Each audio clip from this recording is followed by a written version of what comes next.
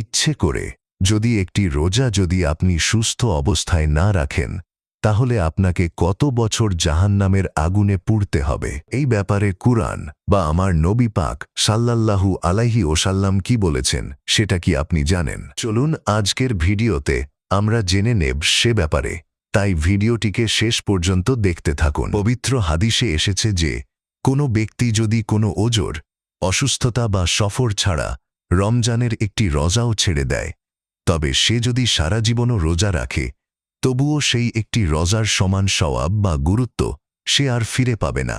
জাহান্নামে কত বছর থাকতে হবে তার নির্দিষ্ট কোনো বছরের উল্লেখ সাধারণত সরাসরি কোরআনে বা সহিহ হাদিসে সংখ্যা দিয়ে, যেমন ৭০ বছর বা ১০০ বছর, ওইভাবে বলা নেই যেভাবে অন্য কিছু গুনাহের ক্ষেত্রে আছে।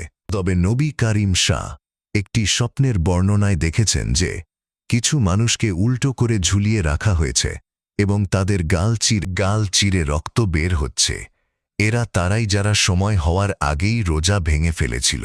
রোজার কাজা এবং কাফফারা যদি কেউ ইচ্ছাকৃতভাবে রোজা ভেঙে ফেলে, তবে তাকে দুটি কাজ করতে হয়।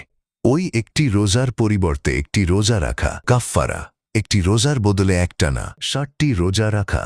যদি ৬০টি রোজা রাখার সামর্থ্য না থাকে, তবে ৬০ জন মিসকিনকে ২ বেলা খাবার খাওয়ানো। বিশেষ দ্রষ্টব্য, এটি কেবল তাদের জন্য যারা ইচ্ছা করে রোজা ছেড়ে দেয়, কিন্তু যারা অসুস্থ বা মুসাফির তাদের জন্য কেবল কাজা, একটির বদলে একটি করলেই চলে।